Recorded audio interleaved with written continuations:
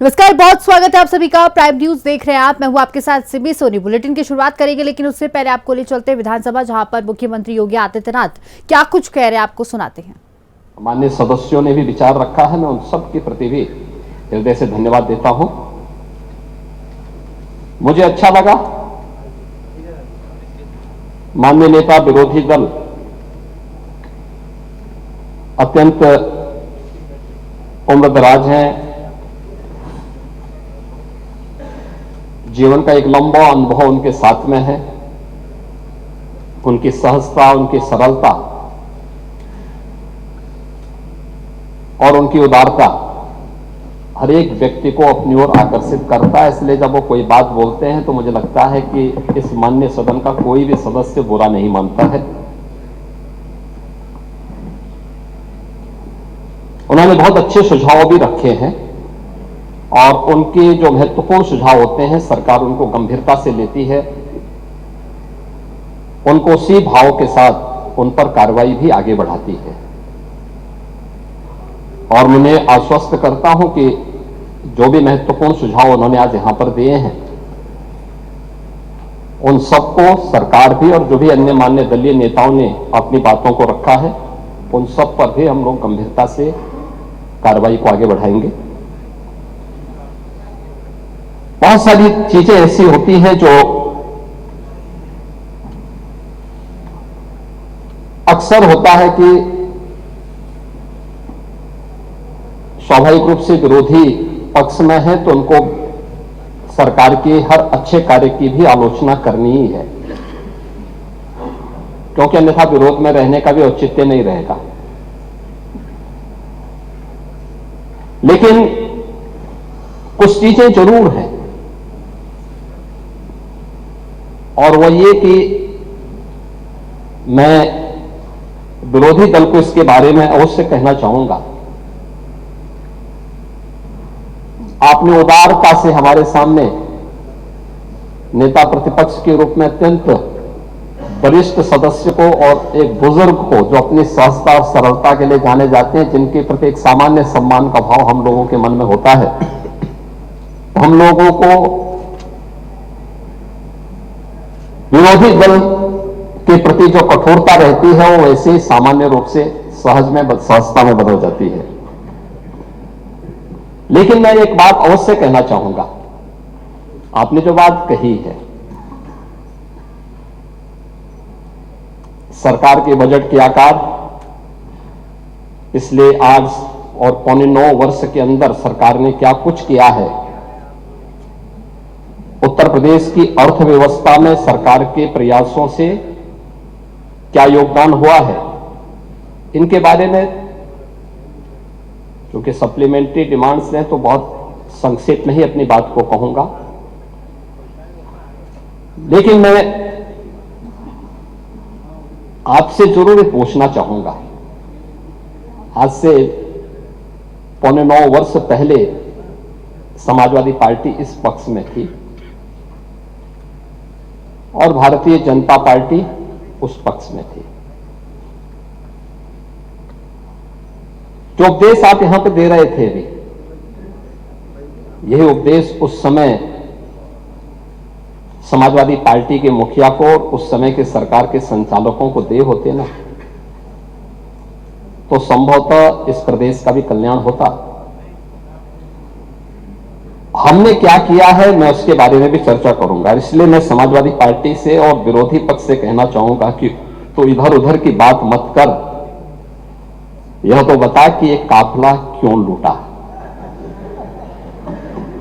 जो समाजवादी पार्टी तितर बितर हो गई, अस्त व्यस्त हो गई,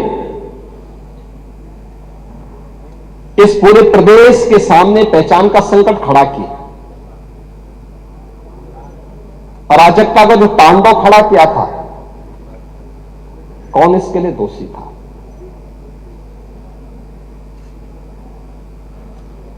और मैं धन्यवाद दूंगा कि आपने बहुत सारी चीजों को स्वीकार किया कि हां अच्छा हुआ है, जैसे दुर्दांत माफिया और अपराधियों के प्रति सरकार की क्या नीति होनी चाहिए, और सरकार ने वह करके भी दिखाया।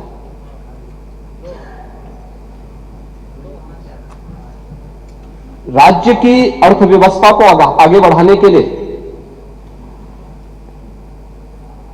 स्पष्ट नीति हो और उन्हें लागू करने की दृढ़ इच्छा शक्ति हो तो परिणाम लाए जा सकते हैं। 4 आयाम उसके हैं और उन चारों आयामों पे सरकार ने किस रूप में कार्य किया है। कोई व्यक्ति हो, समाज हो, संस्था हो, इन सबको सबसे पहले चाहिए सुरक्षा। सुरक्षा का एक बेहतरीन वातावरण हो, कानून का राज हो, हर व्यक्ति के मन में सुरक्षा का एहसास हो, हर बेटी, हर व्यापारी अपने आप को सुरक्षित महसूस करे। यह किसी भी सरकार की पहली प्राथमिकता होनी चाहिए और किसी भी सरकार की पहली प्राथमिकताओं में उन कार्यक्रमों को लेकर के जब सरकार आगे बढ़ती है तो उसके परिणाम भी हम सबके सामने आते हैं। और मुझे इस बारे में प्रसन्नता है, सुरक्षा का जो माहौल हमने दिया, आपने क्या किया क्या नहीं किया, उत्तर प्रदेश की जनता ने रिजल्ट दिया है। हमने क्या किया है क्या नहीं किया है, उत्तर प्रदेश की जनता रिजल्ट दे रही है, आगे भी देगी। महत्वपूर्ण रिजल्ट है क्या, हमारे बारे में प्रदेश के अंदर और प्रदेश के बाहर धारणा क्या है। 2017 के पहले, 2017 के बाद। पांडे जी, आप भी देश और दुनिया के अंदर जाते होंगे। 2017 के पहले उत्तर प्रदेश के बारे में लोगों की धारणा बहुत अच्छी नहीं थी, हमें भी बुरा लगता था, अच्छी नहीं थी। आज इस पक्ष के लोग या उस पक्ष के लोग, कोई भी बाहर जाता होगा, प्रदेश के अंदर भी आप जाते होंगे, अगर राजनीतिक प्रोग्राम में नहीं, आप सामान्य कार्यक्रम में जाएंगे तो सामान्य लोगों के मुंह से बात अवश्य आपको दिखती होगी कि हां, सुरक्षा का एक माहौल है, बेहतरीन माहौल है। हर व्यक्ति को इस बात का एहसास होता है। देश के अंदर कहीं जाते हैं, लोगों के मन में एक एहसास होता है कि हां, यूपी सुरक्षित है, अच्छा है, दंगा नहीं है, अराजकता नहीं है।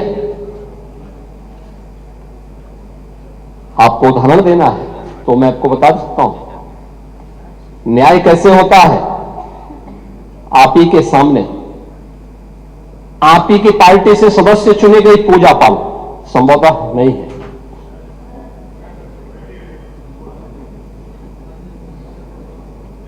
आपके सदस्य थे, आपने उन्हें न्याय नहीं दिला पाए, नहीं दिला पाए क्योंकि हिम्मत नहीं थी। माफिया के सामने झुकना मजबूरी थी। आप उन गुंडा माफियाओं के सामने एक गरीब बेटे को न्याय नहीं दे सकते थे। आप बात तो पीडीए की करते हैं, क्या वो पीडीए की पार्ट नहीं थी? और न्याय कैसे होता है, ये हमारी सरकार ने तय किया। बेटी उस पक्ष की होगी, इस पक्ष की होगी, उसको न्याय मिलेगा, हर हाल में न्याय मिलेगा।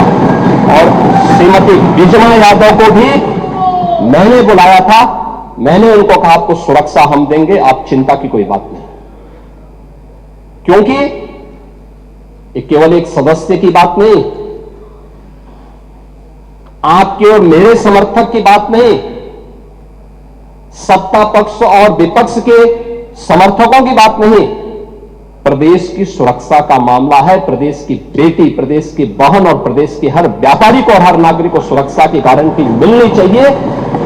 ये सरकार की प्राथमिकता में है। और दूसरा जो आपने कहा है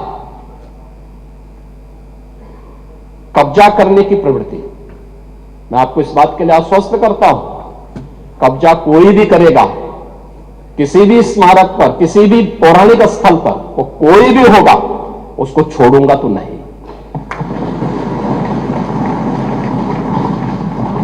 आपके जिले में भी कुछ लोग कब्जा करना चाहते हैं, तो लोग बहुत चिल्लाते हैं। आपने अभी गांधी स्मारक से जुड़े हुए किसी एक मेरठ के स्थल का नाम बताया है, हम इसकी जांच करवाएंगे, पूरी रिपोर्ट लेंगे। और हाँ, खादी उद्योग का होगा, और आपके जिले में भी गांधी स्मारक से जुड़े हुए एक स्थल पर कब्जा करने की प्रवृत्ति चल रही है। हाँ, देखिए, अवैध अतिक्रमण जो भी करेगा वह तो हटना चाहिए। देखो, एक सरकारी जमीन, सरकारी भूमि गरीब के लिए होनी चाहिए। देखिए, मुझे अफसोस हो रहा था जब यहां पे ग्रामीण अभिलेख से जुड़े हुए एक बिल को प्रस्तुत किया गया, समाजवादी पार्टी ने उसका विरोध किया। देखिए, पहली बार हुआ है, और इस पूरे सदन को प्रधानमंत्री मोदी जी के प्रति आभार व्यक्त करना चाहिए कि आजादी के बाद पहली बार एक गरीब को, जहां पर आबादी की भूमि पर उसका मकान बना है, उसका अभिलेख उसके नाम पर पहली बार हुआ है। और पूरा देश प्रधानमंत्री मोदी जी के प्रति ग्रामीण अभिलेख से संबंधित एक संशोधन विधेयक हम लोग इस सदन में लेके आए थे। मैं सदन के प्रति आभार व्यक्त करूंगा कि सदन ने पास किया, लेकिन समाजवादी पार्टी ने प्रश्न खड़ा किया। यह अभिलेख उन्हीं गरीबों के लिए है कि जहां पर जिस गरीब का आवास होगा, आबादी की लैंड होगी, तो उस गरीब की परिवार की महिला सदस्य के नाम पे वो दर्ज होगा और उसका मालिकाना अधिकार उसको मिलेगा, उसके नाम पे वो बैंक से जाके कर्ज भी ले सकती है।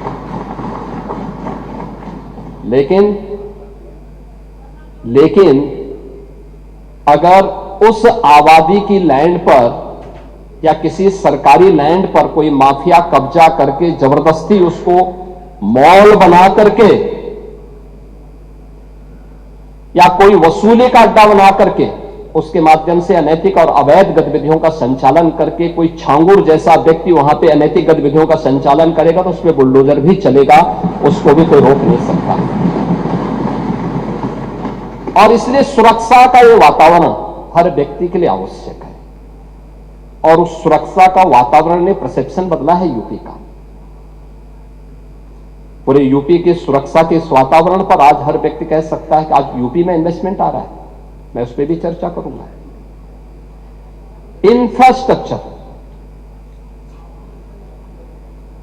इंफ्रास्ट्रक्चर कैसे होना चाहिए, 2017 के पहले क्या स्थिति थी और 2017 के बाद क्या है। 17 के पहले गड्ढा युक्त सड़कें थी, मेट्रो के नाम पर मजाक बनाया हुआ था, रेलवे के नेटवर्किंग के लिए केंद्र सरकार के साथ समन्वय नहीं था। आपकी मजबूरी होती है तो आप कांग्रेस के साथ गठबंधन कर लेते हैं, अन्यथा जब कांग्रेस में यूपीए की गवर्नमेंट केंद्र में थी और प्रदेश में समाजवादी पार्टी की सरकार थी, तब भी कैसे संबंध थे आप लोगों के।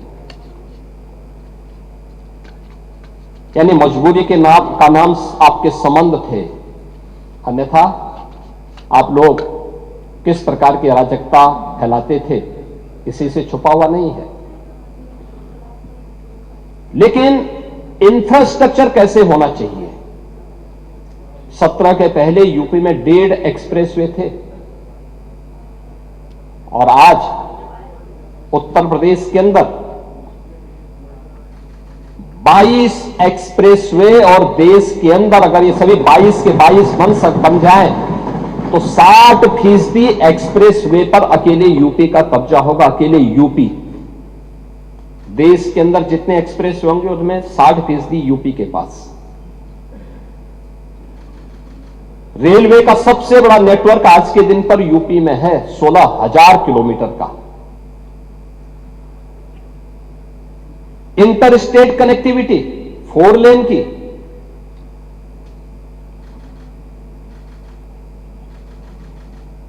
मेट्रो सिटी यूपी, देश के अंदर सबसे अधिक मेट्रो यूपी के अंदर,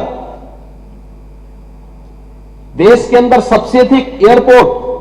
2017 के पहले यूपी के अंदर एयरपोर्ट की संख्या बहुत कम थी, उनमें से 2 संचालित थे, 2 आंशिक रूप से संचालित थे। आज 16 एयरपोर्ट संचालित हैं और उनमें से 4 इंटरनेशनल एयरपोर्ट हैं और 5वां इंटरनेशनल एयरपोर्ट जो भारत का सबसे बड़ा एयरपोर्ट है वह जेवर में नोएडा इंटरनेशनल एयरपोर्ट के रूप में अगले महीने संचालित होने जा रहा है। यह है उत्तर प्रदेश की स्पीड।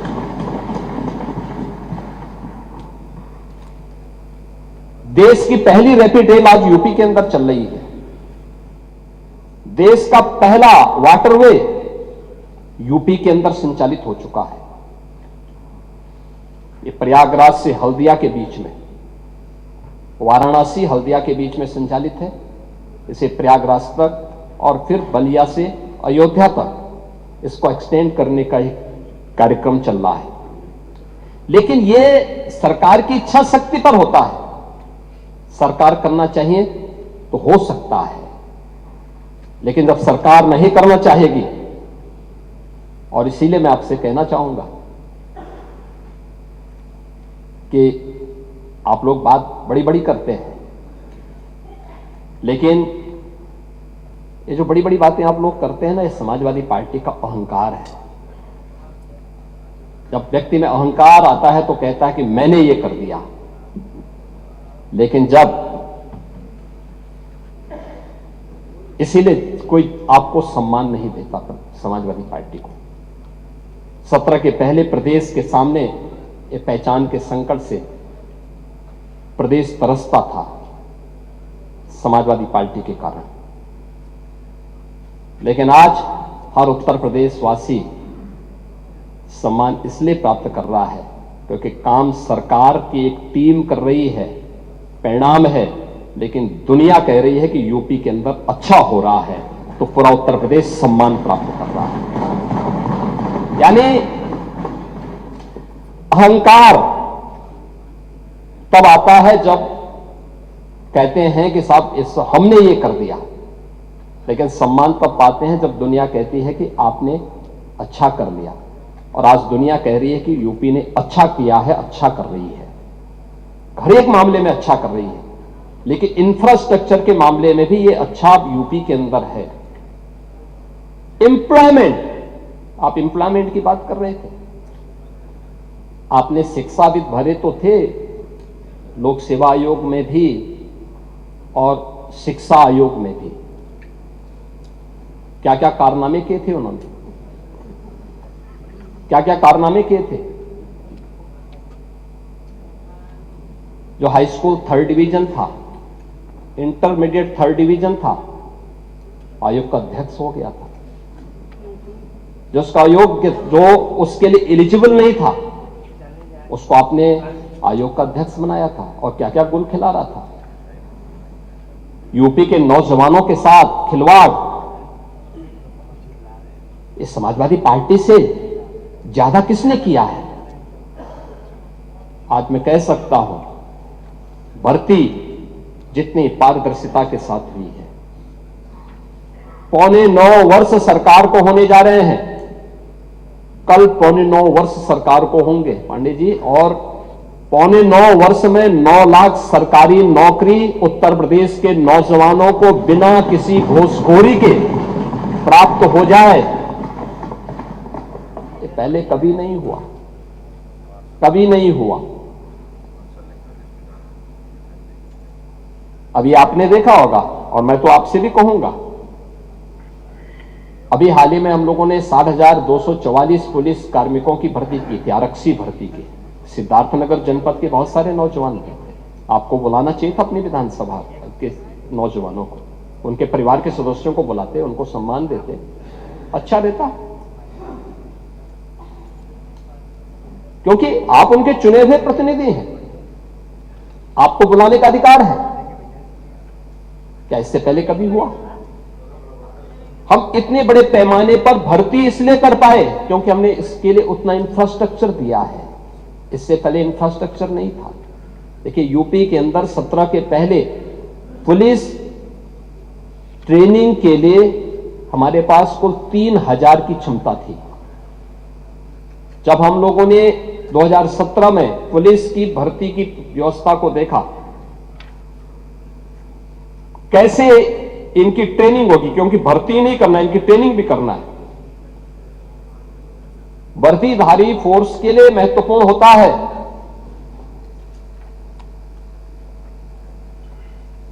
कि जितनी अच्छी ट्रेनिंग होगी, यानी ट्रेनिंग के दौरान जितना पसीना बहेगा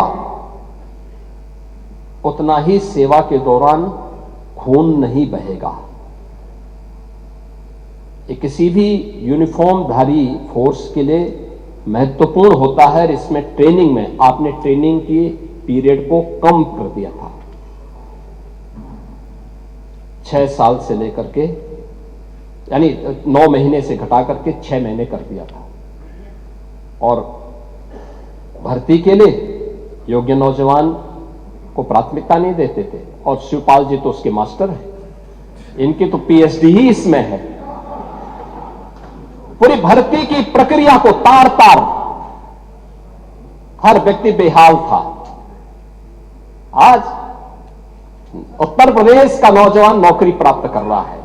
क्या शिक्षा में, क्या उत्तर प्रदेश लोक सेवा आयोग में, क्या अधीनस्थ सेवा चयन आयोग में, क्या पुलिस भर्ती बोर्ड में, और भर्ती की इस प्रक्रिया को ही पारदर्शी बनाने के लिए हम लोगों ने हर एक स्तर पर उस प्रकार के तंत्र को विकसित किया है।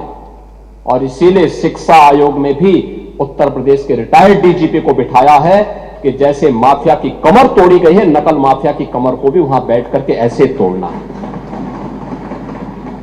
क्योंकि नकल माफिया आदत तो आप लोगों ने खराब की थी, लेकिन उनकी आदत को सुधारने का काम, क्योंकि जब भी कोई हैंकड़ी दिखाता है तो उसकी हैंकड़ी को ठीक करने का काम भी सरकार का होना चाहिए। और यही हमारी पद की शपथ भी है।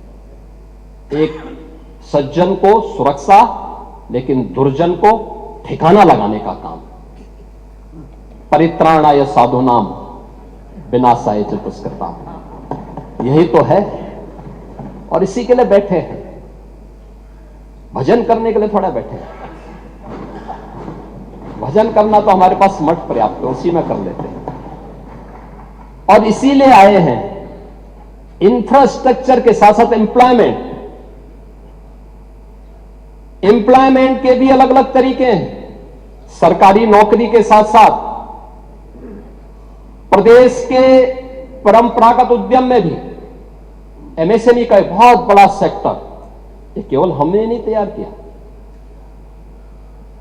पहले से सैकड़ों वर्षों से है, अलग अलग जनपद से। अब आप ही के यहां काला नमक चावल होता है, ये हमने थोड़ा पैदा किया, भगवान बुद्ध के समय से। लेकिन आप कुछ नहीं कर पाए, हमने उसकी ब्रांडिंग की, उसकी पैकेजिंग की, अब उसको एक्सपोर्ट भी करवा रहे हैं। अरे सब हो रहा है, सारे लोग खाते हैं। अब मैं क्या कह रहा हूं, आप नहीं बेच पा रहे हो, लेकिन ये सब जगह हो रहा है, सब जगह हो रहा है। और साई जी भी बोलेंगे, अब होता है कि नहीं होता है? क्यों आप खिलाइए, उनका चावल क्यों नहीं बोला खिलाते हैं? देखो, साही जी और खन्ना जी, अरे नौगढ़ आएंगे, आए रहे हैं। देखो, साही जी की एक खूबी है, और प्रदेश के अंदर किसी जनपद में जाते हैं तो सबसे पहले पूछते हैं क्या खाने की अच्छी चीज क्या है। और देश के अंदर भी जाते हैं सबसे पहले पूछते हैं कि भाई खाने की अच्छी चीज क्या है। और मैं एक बार वाराणसी गया, संजोग से भी मेरे साथ थे, तो बीएचयू के सामने से चल रहे थे मेरे सामने, तो वहां के ढाबे बंद होने लगे। मैंने कहा क्यों? कहा कि साई जी जब हम पढ़ते थे तो हम लोग पहले ढाबा बंद कर देते थे। तो ये स्वयं उसके प्रति सजग हैं, और उन्होंने काला नमक चावल को आपके यहां की एक स्पेशल ब्रांड बनाई है। और मैं तो चाहूंगा कि एक बार साही जी स्वयं काला नमक चावल की खीर पांडे जी को भी खिला दें। तो आप अपने आप बुलाइए ना एक बार। लेकिन आपकी सरकारें जब थी तब आप कुछ नहीं कर पाए, नहीं कर पाए ना। और ऐसे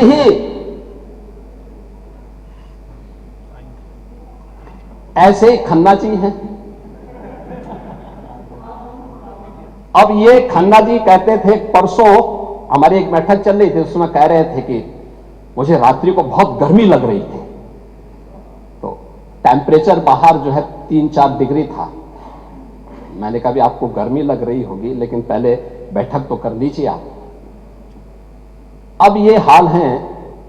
लेकिन हर जनपद के एक एक प्रोडक्ट को, आज की नहीं पुराने समय की थी, बंद पड़ रही थी। उनके पास टेक्नोलॉजी नहीं थी, उनके पास डिजाइन नहीं थी, मार्केट की डिमांड क्या है उनको जानकारी नहीं थी, उनको पैकेजिंग की जानकारी नहीं थी। सरकार ने उनको फैसिलिटेट किया।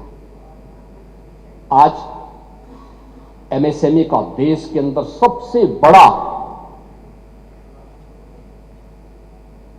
जो नेटवर्क है वो यूपी के पास है। 96 लाख एमएसएमई यूनिट, लगभग 1.25 करोड़ लोग, अकेले 2 करोड़ परिवार केवल एमएसएमई यूनिट के माध्यम से अपनी आजीविका का उपार्जन कर रहे हैं।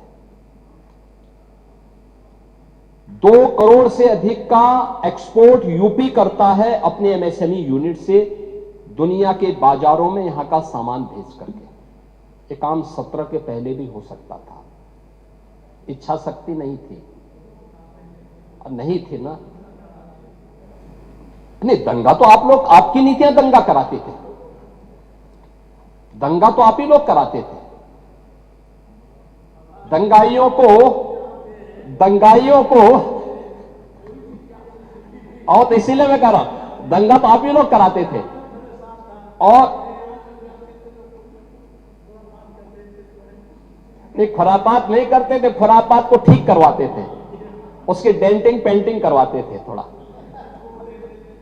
लेकिन यह एमएसएमई सेक्टर में और इन्वेस्टर समिट कैसे प्रदेश के अंदर एम्प्लॉयमेंट के लिए हुआ। माननीय अध्यक्ष जी, आप औद्योगिक विकास के मंत्री थे और उस समय जब पहली बार इन्वेस्टर समिट की बात आई थी तो हम लोग जब मुंबई रोड शो में गए थे, कैसा वातावरण बना के रखा था यूपी के अंदर आप लोगों ने। जिस भी उद्यमी से मिलते थे वो कहता था, साहब आप आए हैं स्वागत है, लेकिन हम यूपी नहीं जाएंगे। क्यों नहीं जाएंगे? कहा हमने कसम खा रखी है, नहीं जाएंगे। ये वातावरण यूपी का था। किसके कारण?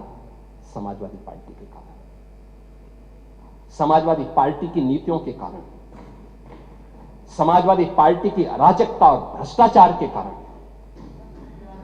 पॉलिसी पैरालिसिस के कारण। और आज यूपी के अंदर हम लोगों ने जब इन्वेस्टर समिट किए हैं, एक नहीं, अब हमारे पास 45 लाख करोड़ रुपए के निवेश के प्रस्ताव प्राप्त होते हैं। 15 लाख से अधिक करोड़ रुपए के निवेश के प्रस्ताव जमीनी धरातल पर उतर चुके हैं। 60 लाख से अधिक नौजवानों को इसमें सीधे सीधे नौकरी मिली है और 5 लाख का हमारे पास ग्राउंड ब्रेकिंग कराने के लिए तैयारी है और 5 लाख पाइपलाइन में है। यह है कार्य, यह है नए भारत का नया यूपी, यह है एम्प्लॉयमेंट। अब यूपी का नौजवान रोजगार के लिए उसे देश और दुनिया के अंदर भटकने की आवश्यकता नहीं, यूपी ही उन्हें रोजगार देगा। आप जाइए ना, ब्रह्मोस मिसाइल भी अब यूपी में लखनऊ में बन रही है। ब्रह्मोस मिसाइल जिसके नाम से आज दुश्मन भी कांप रहा है। अभी ऑपरेशन सिंदूर में ब्रह्मोस मिसाइल की मार ने पाकिस्तान की कमर ही तोड़ के रख दी थी। ये लखनऊ में बन रही है। ये डिफेंस मैन्युफैक्चरिंग कॉरिडोर का एक प्रोडक्ट है और वहां पे जितने भी नौजवान लिए गए हैं ये सब यूपी के नौजवान हैं। कोई आईटीआई पास है, कोई पॉलिटेक्निक है, किसी ने इंजीनियरिंग किया है, वे सब यहां पे आज नौकरी प्राप्त कर रहे हैं। ब्रह्मोस और उससे एंकर यूनिट जितनी भी लगी हैं सब में उन्हें प्लेसमेंट का अवसर भी प्राप्त हुआ है। और वेलफेयर की स्कीम, आप कह रहे थे कि मुख्यमंत्री राहत कोष से जो पैसा मिलता था उसमें कोई भेदभाव नहीं होता था। मैं धन्यवाद दूंगा कि आपने स्वीकार किया। देर आई दुरुस्त आई, और हमने कभी नहीं किया। मैं पूछना चाहता हूं, क्या मकान देने में कोई भेदभाव हुआ है क्या? राशन देने में कोई भेदभाव हुआ है क्या?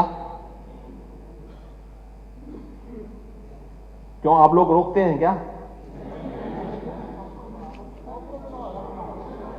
और ये माननीय सदस्य रोक भी नहीं सकते, क्योंकि सूची इन्होंने नहीं बनाई है। 2011-12 में जो सेक्स सूची बनी है उसके साथ साथ हम लोगों ने उन गरीबों को भी, जिसको आपने भेदभाव का शिकार बनाया था, उनका नाम भी जोड़ करके और फिर ये वेलफेयर स्कीम का लाभ हम दे रहे हैं। भारतीय जनता पार्टी या सहयोगी दल का एक भी विधायक चेहरा देख करके योजनाओं का लाभ नहीं देता है। रसोई गैस का कनेक्शन हो, राशन हो, आयुष्मान का कार्ड हो। आयुष्मान के कार्ड में एक शिकायत मुझे जरूर मिलती है इधर से कि साहब 6 सदस्यों वालों को तो आयुष्मान मिल गया, उससे नीचे वाले क्या करेंगे? तो मैंने कहा आप भी 6 वाले बनिए। और सब ज्यादा खन्ना जी बोलते हैं।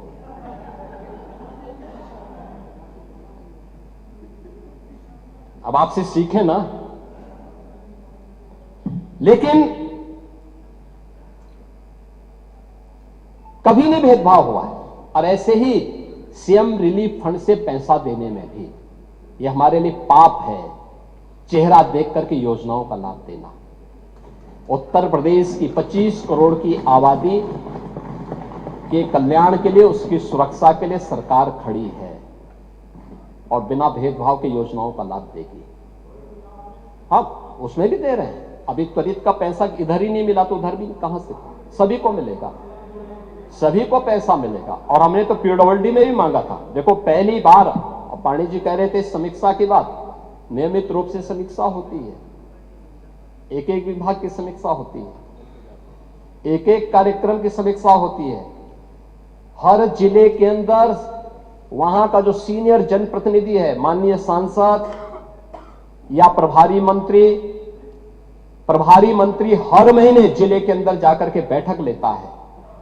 सीनियर जो मेंबर ऑफ पार्लियामेंट है वहां पर दिशा कमेटी के माध्यम से उन योजनाओं को कैसे इंप्लीमेंट करना है इसकी भी समीक्षा होती है। उनकी रिपोर्ट शासन में आती है, फिर उसको विभागीय स्तर पर आगे क्रियान्वयन किस रूप में होना है इसके बारे में भी कार्रवाई आगे बढ़ती है। पीडब्ल्यूडी की बैठक की पूरी कार्य योजना मैंने स्वयं अगस्त और सितंबर में माननीय विधायकों के साथ बैठक करके उस कार्य योजना को आगे बढ़ाने के लिए किया। और उसी के अनुरूप हर एक विधानसभा क्षेत्र में सड़क के लिए, पुल के लिए और जो उसके अलग अलग मद हैं, मानते हैं जितनी डिमांड थी उसके अनुरूप पैसा नहीं जा पाया होगा, फेज वाइज जाएगा। लेकिन कोई भी 403 विधानसभा में कोई विधानसभा नहीं बचेगी जहां विकास का पैसा जिससे वंचित रह जाए। हर जगह जाएगा, अवश्य जाएगा, और इसमें कोई भेदभाव किसी भी सदस्य के साथ नहीं है। हां, सीएम रिलीफ फंड में हम लोगों ने एक नया संशोधन जरूर किया है कि जिनके पास पहले से आयुष्मान कार्ड है वे आयुष्मान कार्ड का पहले उपयोग करें। पैसा कम पड़ जाता है, जिलाधिकारी रिपोर्ट लगा के दे और उस पर हम सीएम रिलीफ फंड से पैसा देंगे। दूसरा, कुछ हॉस्पिटल से हमें कुछ हॉस्पिटल्स की ऐसी शिकायत हमें मिली थी कि इनके द्वारा गलत बिलिंग की जा रही है, उसमें हमें कार्रवाई करनी पड़ी थी। इन सब पे कार्रवाई हुई है, अन्यथा पैसे में कोई रोक टोक नहीं है। और उसमें जो भी सदस्य लिखता हो, इस पक्ष का हो, उस पक्ष का हो, उस पक्ष का हो, किसी भी पक्ष का हो, सबको पैसा मिला है, आगे भी पैसा मिलेगा। कोई इसमें संदेह नहीं होना चाहिए, क्योंकि गरीब के प्रति सरकार की संवेदना है। हर गरीब के प्रति सरकार उसी मजबूती के साथ खड़ी है। इस सरकार की वेलफेयर स्कीम का लाभ भी इसी प्रकार से बिना भेदभाव के प्राप्त हुआ है। और इसीलिए जब अनुपूरक बजट को देने की बात आई, जब कोई नया मद है,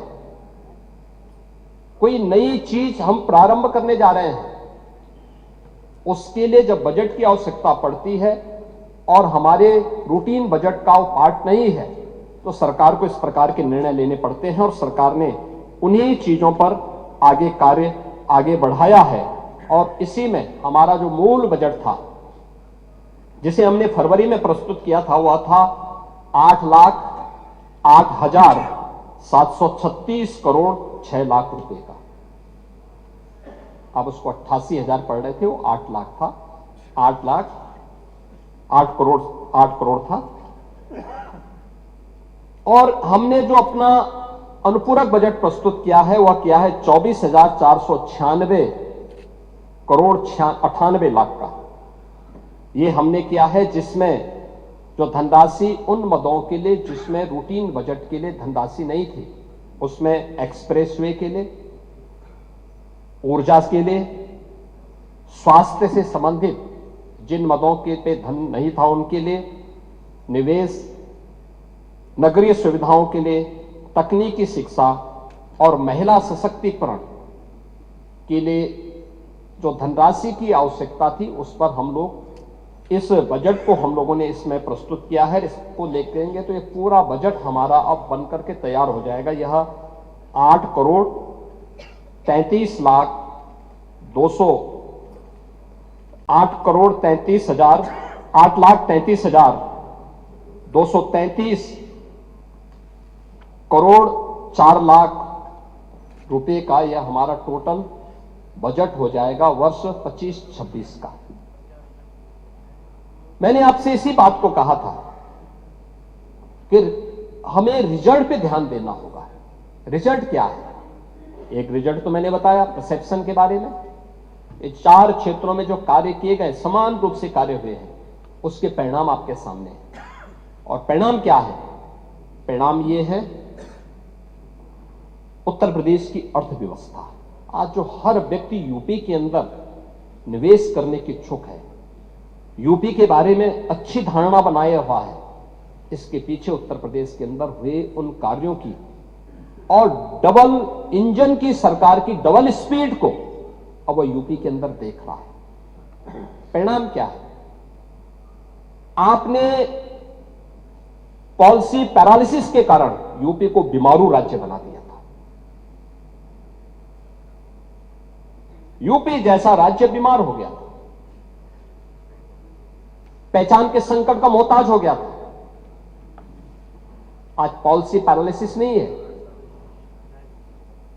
आज हमारे पास 33 सेक्टोरल पॉलिसीज है, टेक एंड चूज नहीं है। इसमें आप आइए, निवेश करिए। सरकार के ये नियम है, सरकार इस पे इसके अनुरूप आपको ये सुविधा देगी। परिणाम है, यूपी के अंदर निवेश आ रहा है। यूपी देश के अंदर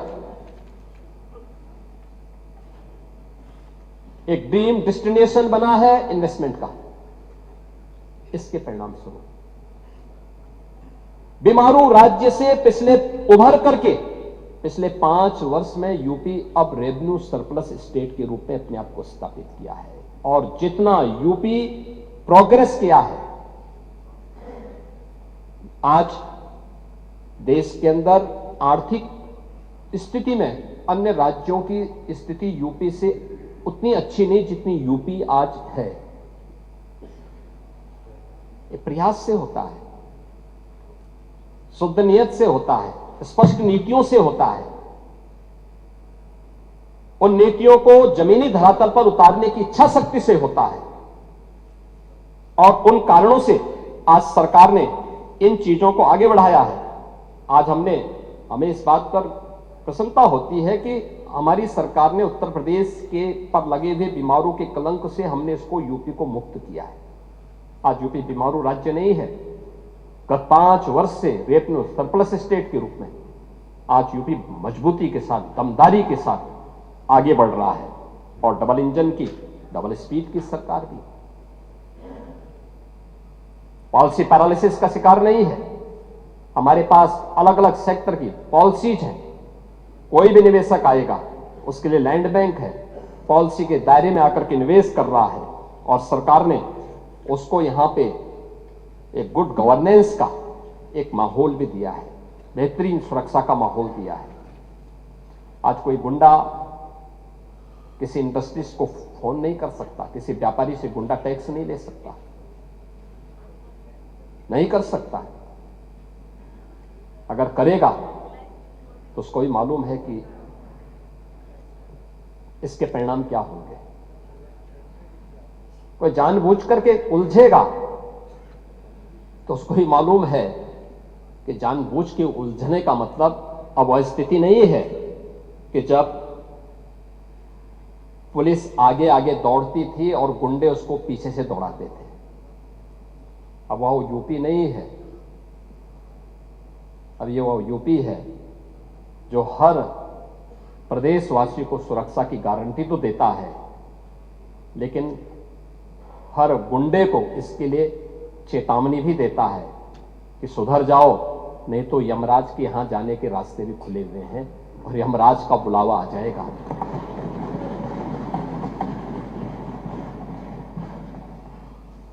वित्तीय अनुशासन और विकास दोनों का एक बेहतरीन संतुलन भी है। जो मैंने आपको बताया ना, रेवेन्यू सरप्लस है, ये वित्तीय अनुशासन का एक उदाहरण है। और विकास के लिए जो इंफ्रास्ट्रक्चर के साथ साथ वेलफेयर स्टेट के रूप में भी यूपी ने अपने आप को स्थापित किया, इसके भी उदाहरण है। आज यूपी के अंदर अपराध और अपराधियों के प्रति जीरो टॉलरेंस की नीति का परिणाम क्या है? एक fearless business, ease of doing business, trust in doing business, यानी ये आज यूपी की पहचान बनी है, जिसका परिणाम है एक ड्रीम डेस्टिनेशन के रूप में हर एक इन्वेस्टर का एक बेहतरीन गंतव्य यूपी बना है। और मैंने आपको बताया है कि यूपी के अंदर हर एक स्तर पर हम लोगों ने उत्तर प्रदेश को आगे बढ़ाया है। यूपी जैसे राज्य को जब ये देश आजाद हुआ था तब देश की अर्थव्यवस्था में यूपी का शेयर 14% था और कांग्रेस और बाद में समाजवादी पार्टी, इन्होंने यूपी को इतना पीछे किया कि जब हम लोग आए थे यूपी का शेयर देश की अर्थव्यवस्था में मात्र 8% से भी कम रह गया था, 8% से कम। और आज फिर हम कह सकते हैं यूपी ने पिछले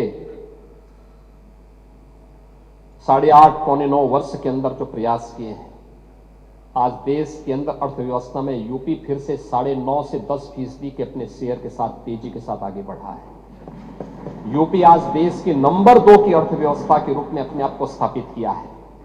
और इस दौरान हमने यूपी की जीएसडीपी को, यूपी की अर्थव्यवस्था को 2012 से 16 के बीच में जितनी थी उसकी तुलना में लगभग 3 गुना बढ़ाने में 12,88,000 करोड़ रुपए की इकोनॉमी थी, आज यह 35 से 36 लाख करोड़ रुपए की इकोनॉमी यूपी की बनने जा रही है।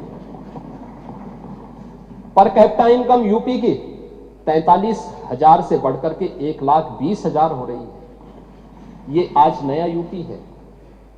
सीडी रेशो, यानी जितना पैसा यूपी का नागरिक यूपी के बैंकों में जमा करता था उतना पैसा यहां खर्च नहीं हो पाता था।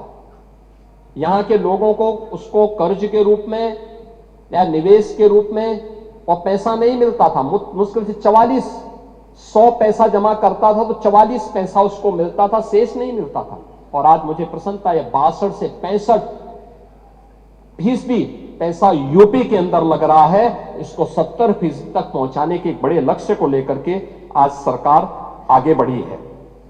और अब मैं कह सकता, ये चीजें तब हुई हैं जब सरकार ने सुरक्षा का वातावरण दिया, अच्छा इंफ्रास्ट्रक्चर दिया। और ये चीजें तब हुई जब पिछले 8 पौने 9 वर्ष में कोई नया टैक्स नहीं लगाया। कन्ना जी अपनी फाइल लेके हमेशा बैठे रहते हैं, कि वेट की दर थोड़ा बढ़ा दी जाए। मैं कहता हूं थोड़ा रुक जाइए, थोड़ा रुक जाइए।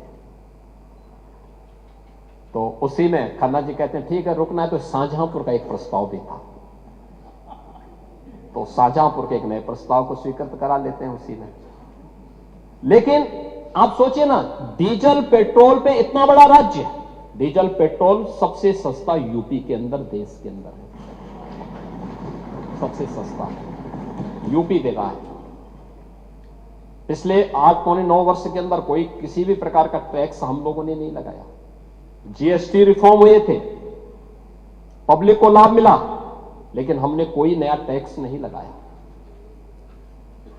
यानी सरकार ने सब क्या किया? हां, हमने लीकेजेस रोके, कर चोरी को रोका, योजनाओं में जो लूट थी उसको रोका। आप इंफ्रास्ट्रक्चर की बात करते हैं, बड़े बड़े दावे करते हैं, जेपीएनआईसी, गोमती रिवर फ्रंट, क्या सच्चाई है आपके जेपीएनआईसी की? 250 करोड़ रुपए का प्रोजेक्ट, 860 करोड़ रुपए खर्च हो गया और तब भी अधूरा है। 250 करोड़ का प्रोजेक्ट, 860 करोड़ खर्च हो गया और तब भी अधूरा। यह है इनकी सच्चाई। गोमती रिवर फ्रंट, 167 करोड़ का प्रोजेक्ट, 1400 करोड़ खर्च हो गए और तब भी अधूरा। पूर्वांचल एक्सप्रेसवे,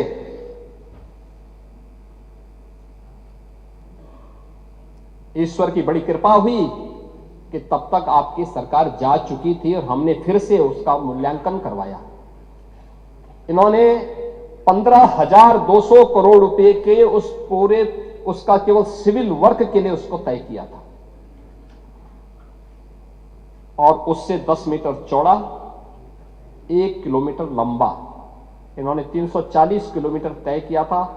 हमने थोड़ा सा उसके अलाइनमेंट को अलग से लेकर के 341 किलोमीटर लंबा बनाया, 120 मीटर चौड़ा किया और उसे जिसे 15,200 करोड़ रुपए में बना रहे थे, हम लोगों ने 11,800 करोड़ रुपए में वही एक्सप्रेसवे बना के दिखाया।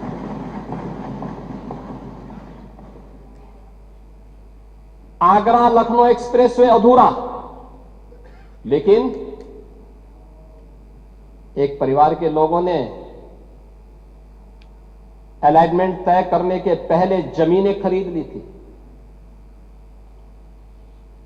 ये मजाक है देश के साथ में, प्रदेश के जनवासियों के साथ में। आपकी योजनाएं भ्रष्टाचार की भेंट इसलिए चलती थी क्योंकि नीयत साफ नहीं थी। नौजवान इसलिए नाराज था क्योंकि उसे मालूम था कि सूची तो पहले से ही आ जाती है, महाभारत के सारे रिश्ते निकल जाते थे, सूची पहले से निकल जाती थी। नौजवान ठगा का ठगा रह जाता था, उसको कुछ भी नहीं मिलता था। अन्नदाता किसान परेशान, योजनाओं का लाभ तो नहीं मिलता था। क्या होता था? उसके ट्यूबवेल की मोटर ही चोरी हो जाती थी।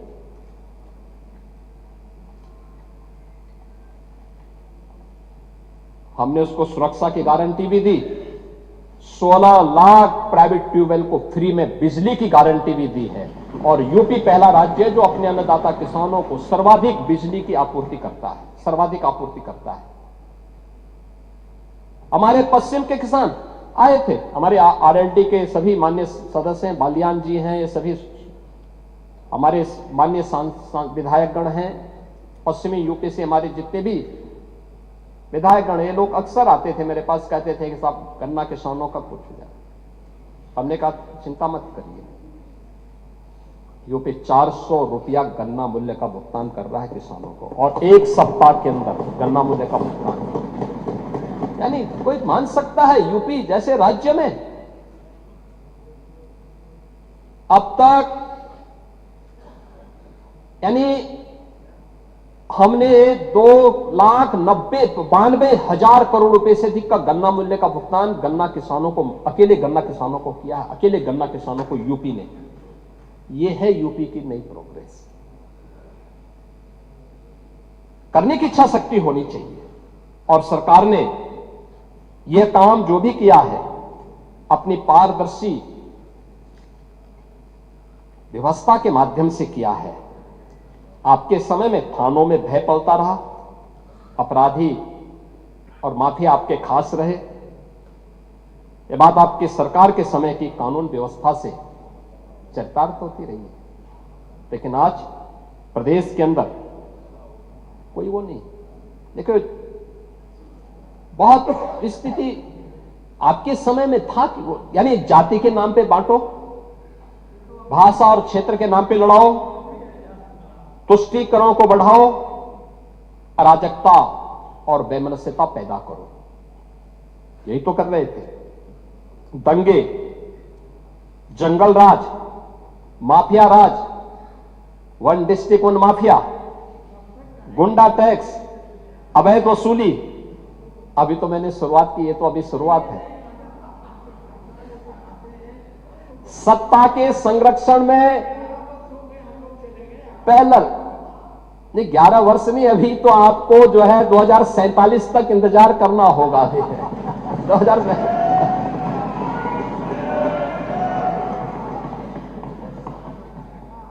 चाहे जो कहिए। आज यानी उस समय हरेक तबके में असुरक्षा का वातावरण था। प्रदेश की छवि अराजकता की थी, अस्थिरता की थी। और आज रूल ऑफ लॉ आज यूपी के अंदर है। कोई सांप्रदायिक दंगा नहीं है।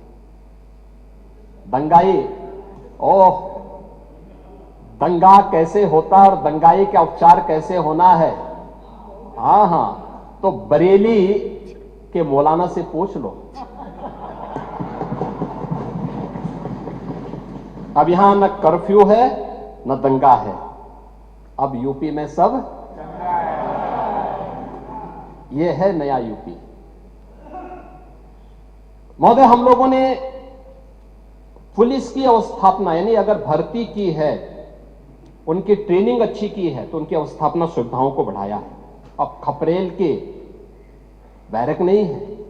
आप किसी भी जिले में जाएंगे, जो सबसे हाई राइज बिल्डिंग होगी और यूपी पुलिस की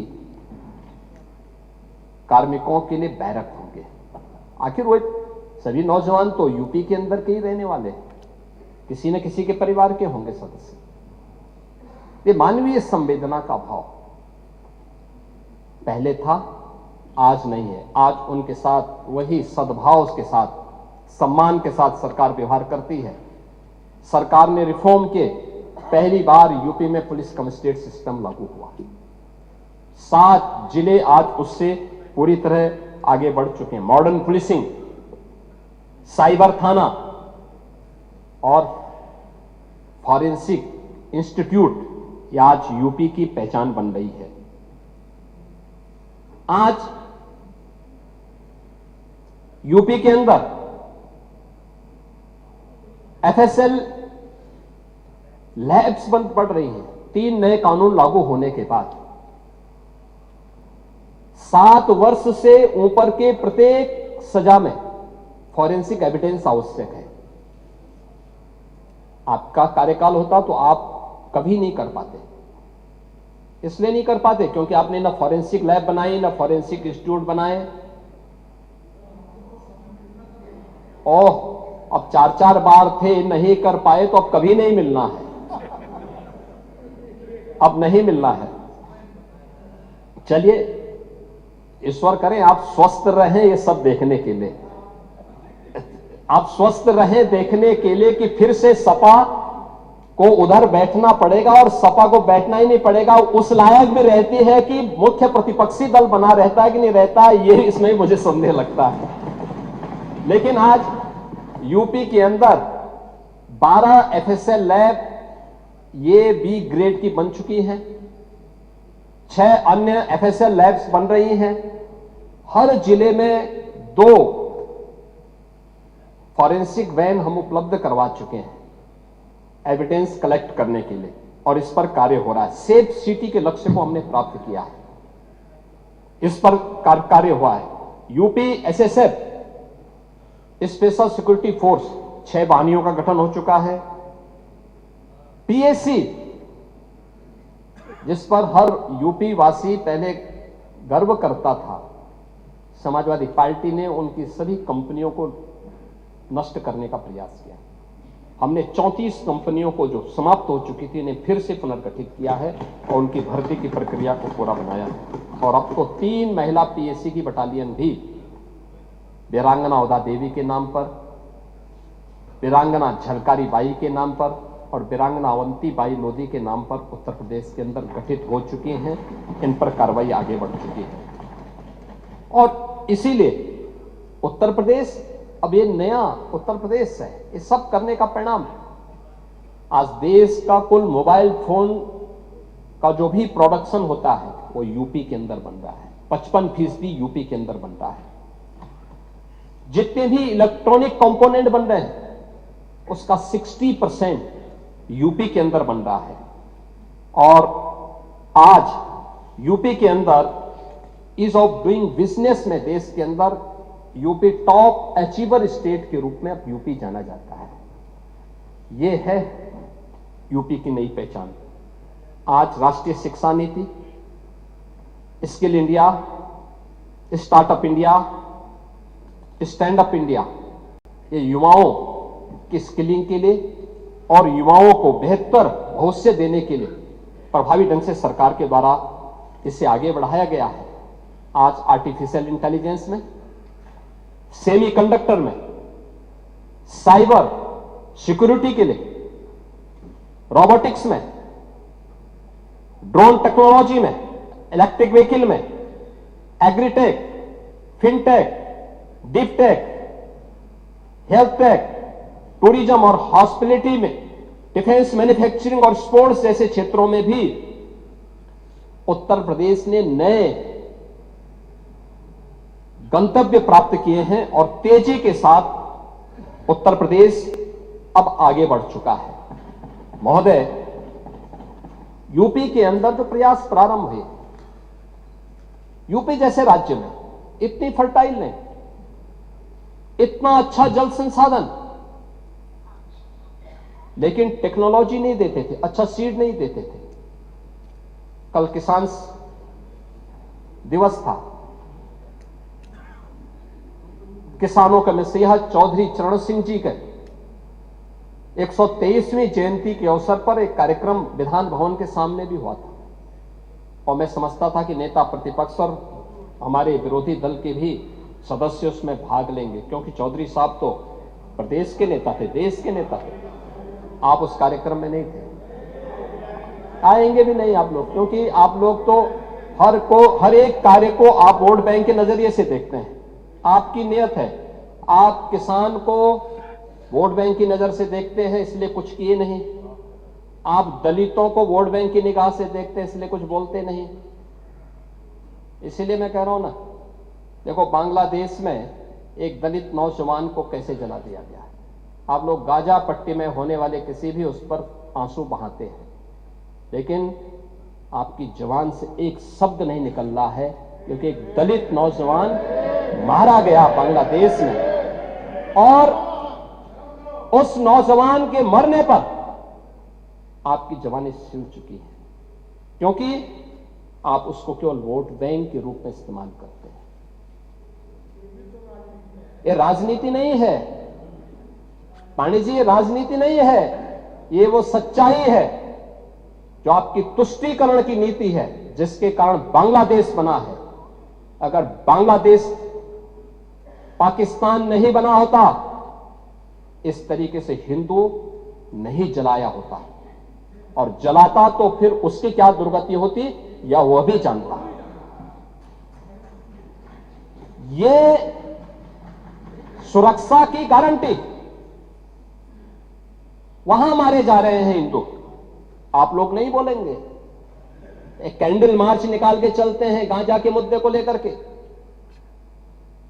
लेकिन पाकिस्तान और बांग्लादेश में हिंदू मारा जाता है तो आपके मुंह बंद हो जाते हैं, क्योंकि मरने वाला हिंदू है, दलित है, आप बोलेंगे नहीं। और यही सच्चाई है। निंदा प्रस्ताव पारित होना चाहिए और यह प्रस्ताव नेता विरोधी दल की तरफ से आना चाहिए।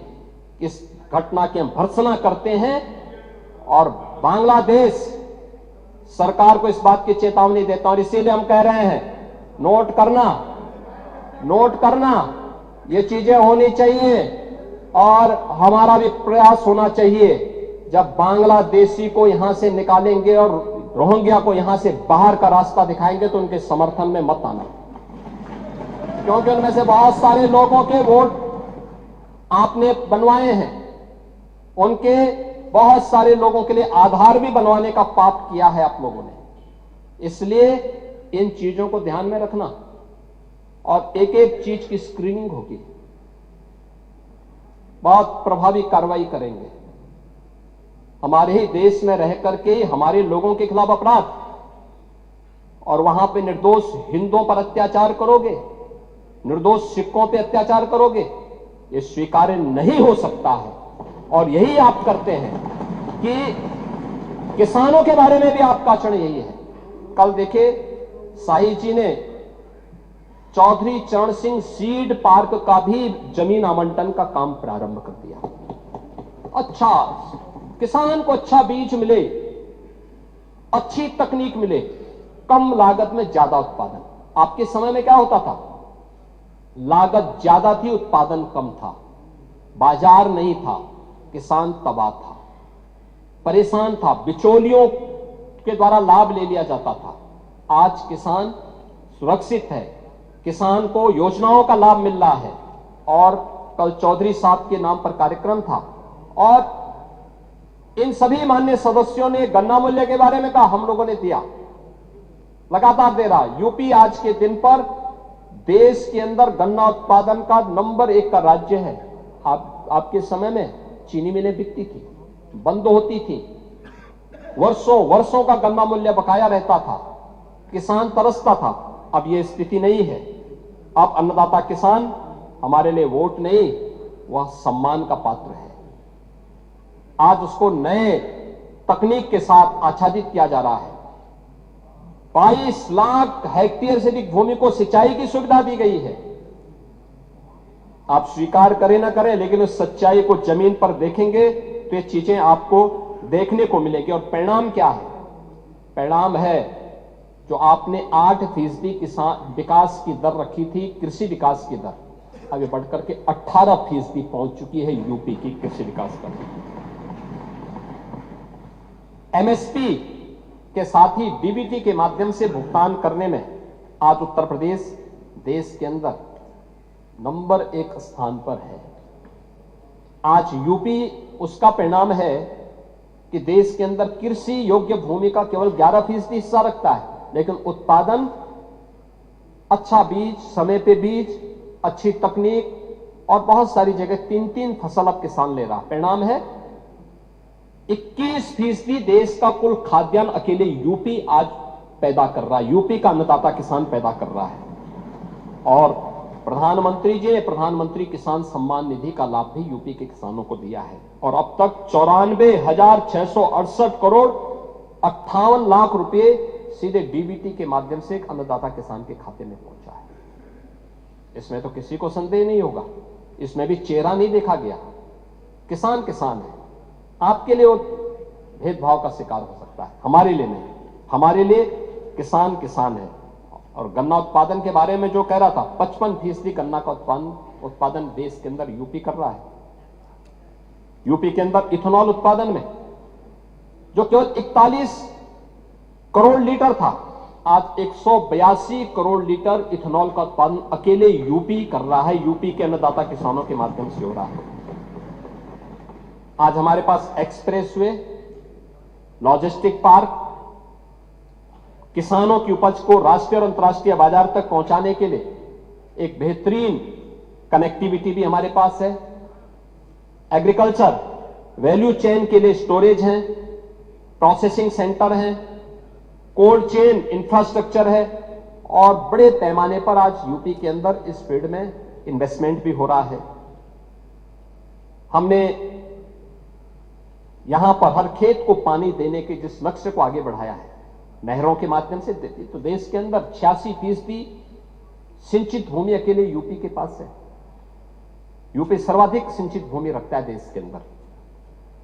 नहरों का, पाइपलाइन का, माइक्रो इरिगेशन का और तमाम बड़ी परियोजनाओं के साथ ही पीएम कुसुम योजना के माध्यम से भी 94,000 अन्नदाता किसानों को सोलर पैनल उपलब्ध करवाए गए हैं। और मैंने पहले कहा, किसानों को फ्री में बिजली, 16 लाख किसानों के ट्यूबवेल के बिल माफ करके सरकार उसके लिए पैसा उपलब्ध करवाती है। किसान आज उन्नत बीजों, प्राकृतिक खेती, ड्रोन, जलवायु और के अनुकूल आधुनिक तकनीक, इन सभी के माध्यम से आज खुशहाली से उत्तर प्रदेश के कृषि विकास दर को बढ़ाने की दिशा में तेजी के साथ आगे बढ़ चुका है। और यह एक बड़ी दिशा में अच्छा कार्य हमारे अन्नदाता किसानों के द्वारा किया जा रहा है। महोदय, अन्य क्षेत्रों में भी उत्तर प्रदेश ने काफी बड़ा काम किया है। यानी गाय का दूध पीते हैं ये लोग भी, लेकिन गाय को दूध पीने के बाद छोड़ देते हैं। अब आपके वैसे भी आदत खराब है, कोई बूढ़ा हो जाता उसको छोड़ देते, निकाल देते हैं। लेकिन हमारी सरकार ने तो हर एक का हम ध्यान रखते हैं।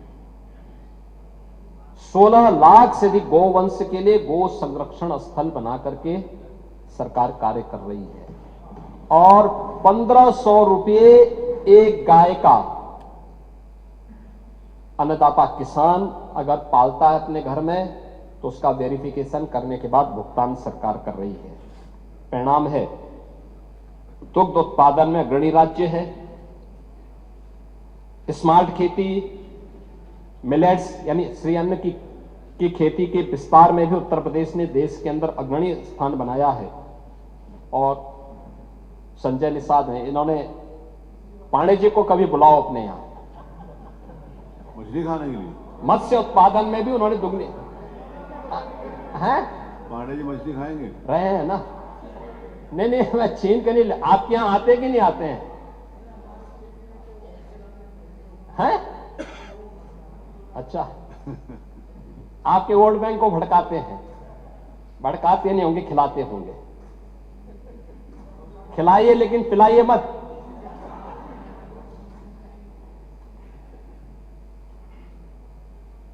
महोदय,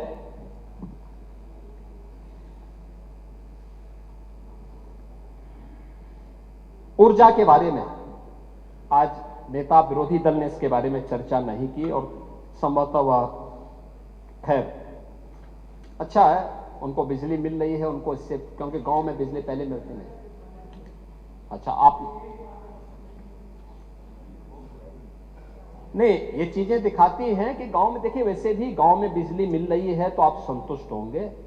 आप देखिए शिवपाल जी के बगल में बैठ जाते हैं, थोड़ा संगत का असर पड़ जाता है, लेकिन वैसे आप सच बोलते हैं।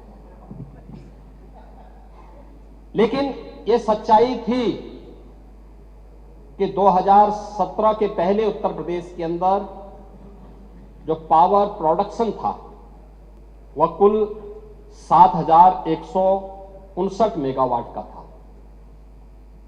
आज 11,595 मेगावाट का उत्पादन अकेले यूपी के अंदर, हम लोग यहां पर यूपी के अंदर पावर जनरेट कर रहे हैं।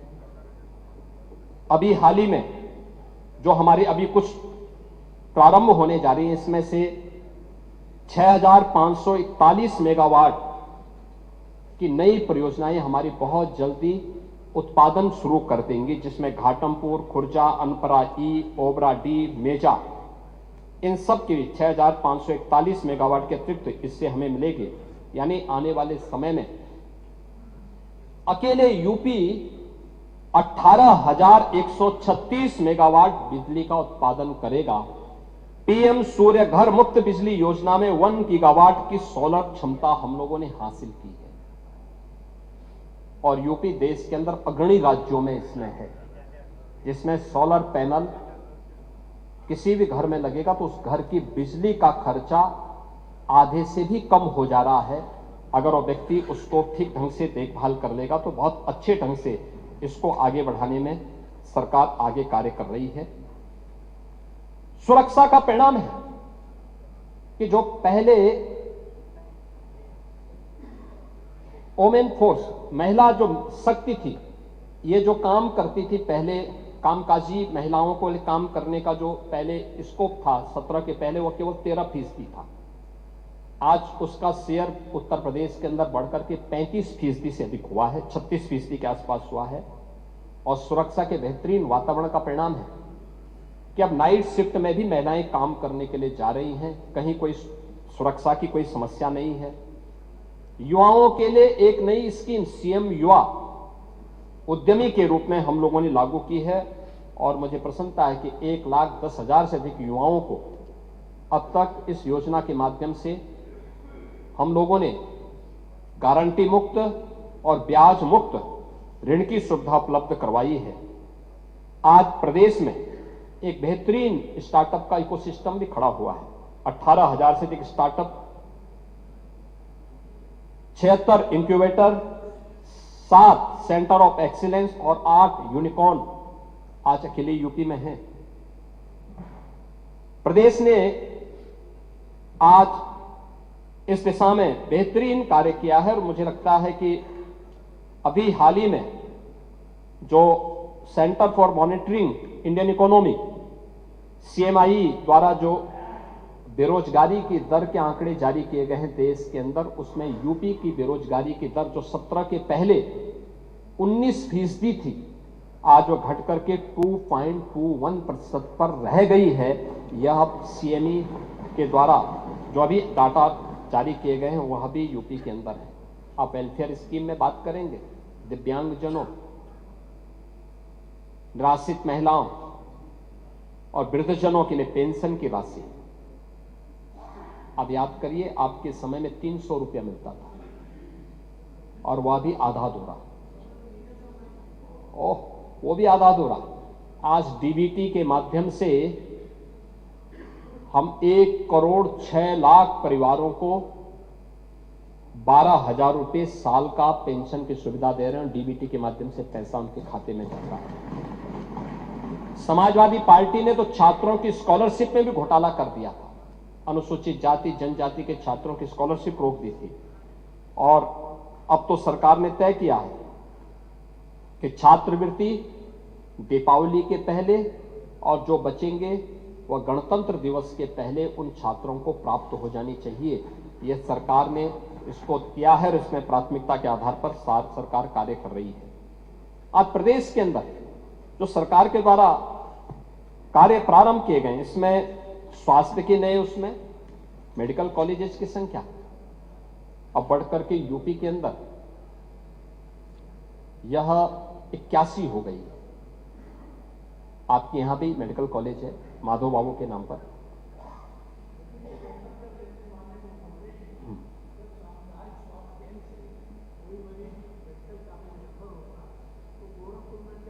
रेफर करते हैं गोरखपुर बजाय आपके आईएम जो एम एम्स, बना है, एम में न आप रेफर करके फिर लखनऊ रेफर, तो एक मरीज घर से निकलकर बस्ती, वहाँ गोरखपुर, फिर यहाँ आता है। तो ये हम लोगों ने तो आप बंद कर, आपने कहा भी था कि रेफर हर एक मेडिकल कॉलेज को हिदायत दी है कि रेफर करने की आदत की बजाय वे वहीं पे उपचार की व्यवस्था करें और उस पर वे कार्य कर रहे हैं। लेकिन मेडिकल कॉलेज की 81वां मेडिकल कॉलेज, देखो जिंदगी भर अमेठी कांग्रेस को ढोता रहा, आज भी ढो रहा है, लेकिन वो मेडिकल कॉलेज नहीं दे पाए। और मैं धन्यवाद दूंगा, हमारे मंत्री होंगे नहीं यहाँ पे, महेंकेश्वर शरण सिंह जी को, इन्होंने लैंड दी। तो देखिए यूपी विधानसभा की कार्यवाही जारी है। वक्त यहाँ पर एक छोटे से ब्रेक का है, जल्द हाजिर हो रहे हैं।